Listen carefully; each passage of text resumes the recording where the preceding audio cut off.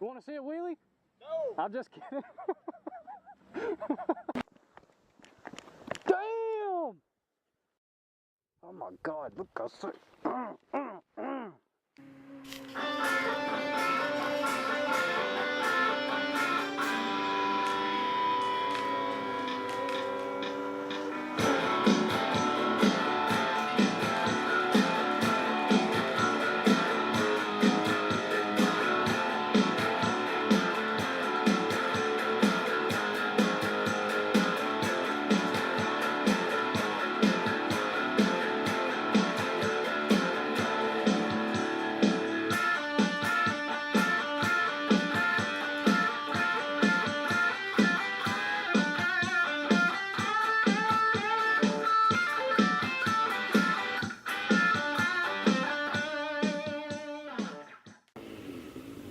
What's going on, everybody? Motorcycle Mouse.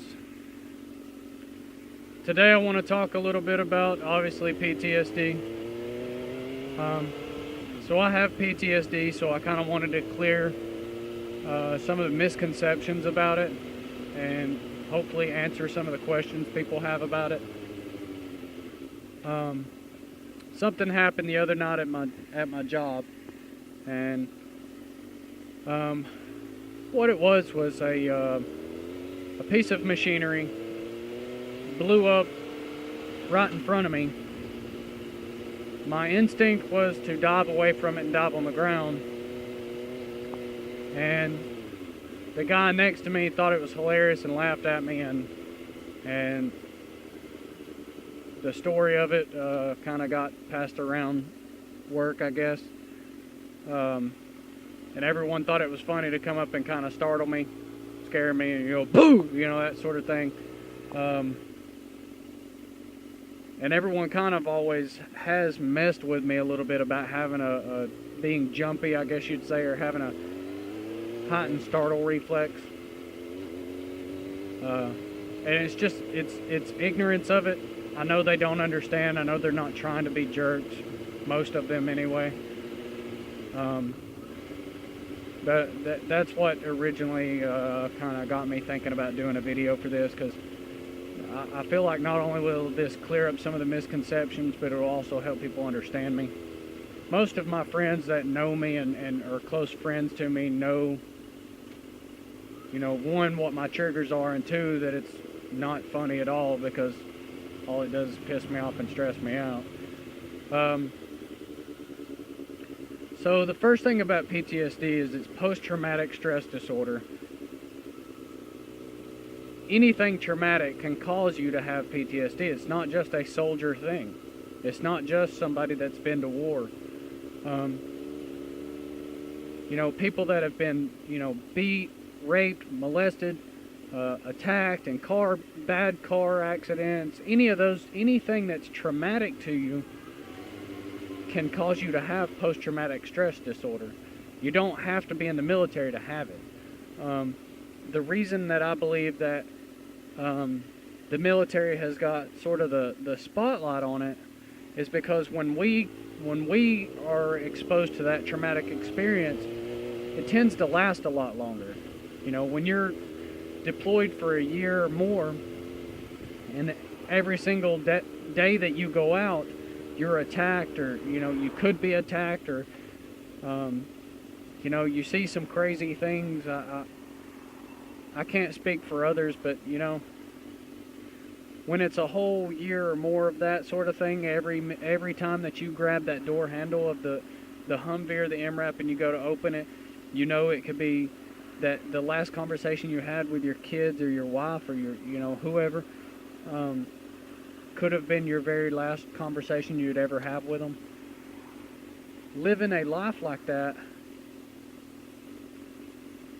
that I believe is why we get the limelight on it.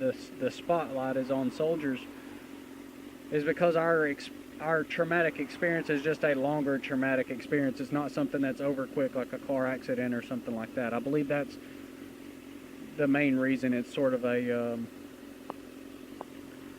we're sort of the poster childs of PTSD. I believe that's the best way to say it. So you can get PTSD from lots of other things. I think the biggest difference is no one goes up to a rape victim and says, you know, you need to just calm down. Nobody does that, but they do it all the time to soldiers, and it's really difficult to stay professional and not just go the hell off when someone does that. But you gotta realize when we first come back, they give us a class explaining, you know, don't go off on people, they're not gonna understand. It's out of ignorance, and that's how you can stay professional, is just tell yourself, you know, hey, they don't understand. But a lot of times I've been told, you need to just calm down, or we're not in Afghanistan, or something like that. Like, really, no kidding, you know? And to respond to that the way I want to respond to that when someone says that would not only make me lose my job, but probably get me put in jail. If that explains it at all. But PTSD, when it ingrains itself into your personality. And what I mean by that is, you know, my brain doesn't work like your brain. And what I mean by that is, you know, if you go to a restaurant, this is how I explained it to somebody one time. If you go to a restaurant, you look for a good seat. If I go to a restaurant, I look for the fire escape plan, so I can see what the exits are and what the entrances are. I look for a seat where I can see those entrances and exits. I don't like having my back to a crowd. Most civilians don't care. They don't even think about it. I don't like taking a corner without looking at where I would pie that corner off. And that's a tactical technique to clear a room. When I walk through a house, the first thing that comes to mind isn't, oh, what a beautiful house. The first thing that comes to mind is, how would I tactically clear this house? When you look in front of you right now, you see vehicles and signs and posts and things like that. When I look in front of me, the first thing that comes to mind is, what are the ranges to those vehicles, signs, posts, etc., etc. When you go to a gas station, you look at how expensive the gas is. When I go to a gas station, the first thing I do is I have a mental note of what make and models of the vehicles are. So my brain, it doesn't work like your brain, and it's not a bad thing. It's not, that isn't like I have a disease or something like that. It's just, that's how I've been trained to stay alive. Attention to detail. That is drilled into you from day one in the military. Attention to detail. Another thing that's drilled into you is complacency kills. You get used to things being one way, and then one day you get killed because you got lazy and you got used to the routine. You probably take a one-way home every day. I don't do that because it sets up a routine. And like I say, it's not a bad thing. It's not like I have a disease, or, you know, like it's killing me or something like that. It's just something that I do. It's something that pops into the back of my head. It's not something that runs my life, or at least if it does, I don't think about it all the time. It's just like any other traumatic experience that you have in your life. It's in the back of your mind until something triggers that thought.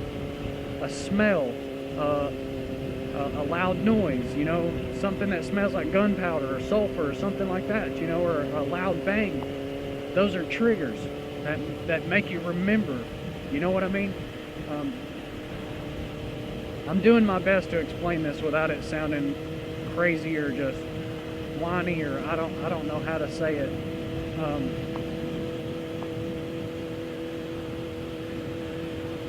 I don't know. This is really hard to do, guys. I'm hoping this helps. I'm hoping that someone sees this and that helps explain to them some of my personality traits, some of the things that I do, so that they understand why I act the way that I act.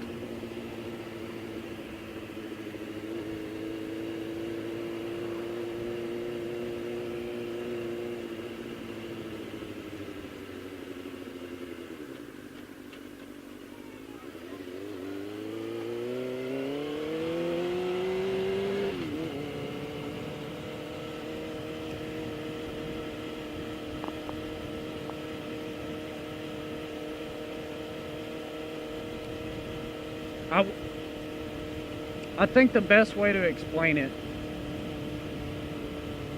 a lot of people have seen the movie Matrix. And in the Matrix, he's given the option of the red pill or the blue pill.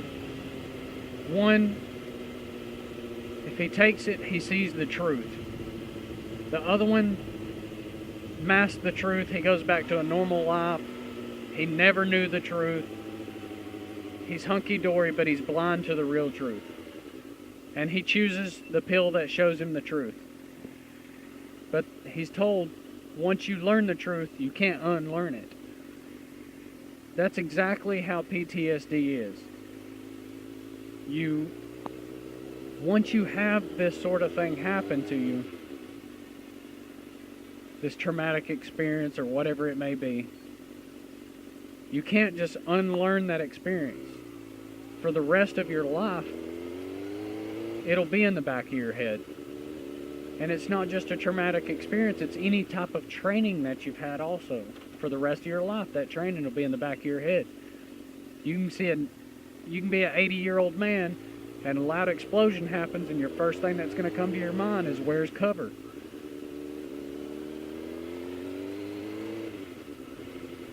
It's like taking that pill that shows you the truth. Once you learn these things, once you've had these things happen to you, once you've learned how to survive these things, it never goes away, and it never will. Time might help you suppress it until a trigger reminds you of it, but it's never going to fully go away. And it's like I said with my mentality. If when I go around a corner or walk through a house, I think about how I would clear it. That's because of the training that I've had to stay alive. For the rest of my life, I don't think that could go away. I don't see how it ever could, when it's been such a part of my life for so many years now. So when people come up to me and they startle me, and then when it makes me jump and makes me tense up, and then they say something as stupid as, we're not in Afghanistan no more, or what'd you think it was, a hand grenade, or you need to just calm down. When somebody says things like that, it really just pisses me off and stresses me out, you know what I mean? The incident I originally was talking about that happened at my work, when the piece of equipment blew up, it did it multiple times that night. And the next morning, I couldn't even chew my breakfast because my jaw was so sore from being tensed up in my sleep. When I did finally get to sleep, it's things like that, something as simple as a loud bang. Whereas a normal person would go, wow, that was loud. And it never even, they wouldn't even think twice about it. But that's the life you live. That's the sacrifices you signed on the dotted line that you would make, up to including your own life. And would I do it again if I could? If I could do it over? Yes. Hell yes. Do I feel I knew exactly what I was going to be sacrificing the day that I signed that dotted line? No. Absolutely not. Would I do it again? Yes, absolutely. Because I still believe in my country, and I'm still very proud of the things that I did for my country, and that's the simplest way to put that. I still believe this country has potential. I hope this helped, guys. I don't know if it is. Maybe if it's not for me, then maybe somebody else who has PTSD that this will kind of help explain some of their personality traits, or why they act the way they act, why they don't like being around crowds, or hate the 4th of July, that sort of thing. Alright guys, thanks for watching. I'll get back to you as soon as I can with another video. I guess that'll have to do. Cue that outro music.